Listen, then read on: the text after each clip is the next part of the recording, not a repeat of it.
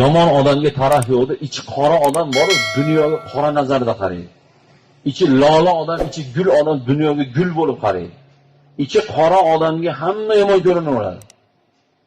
Piyoda yursiz, ana bu sinda bu deydi. Ko'rdingmi deydi.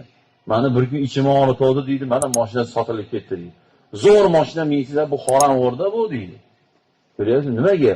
İçi axlatda, uni axlat sasiydi bilasizmi? Xolodilnikka qo'ysanglar sasiydi, servantga qo'ysanglar sasiydi, musorga tashlasa sasiydi.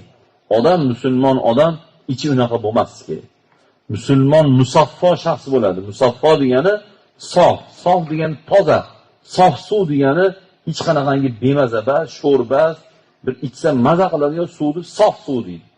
Ya'ni musulmonni ichi ham, tashi ham, badani ham, niyati ham, harakati ham, qalbi ham musaffo bo'ladi. Nimalardan? Kibrdan, kuykanaylikdan, adovat, dushmanchilikdan, o'zini katta olishdan, birovlarga nisbatan qalbida orozi olib yurishdan musulmonning qalbi sof bo'ladi. Toza bo'ladi.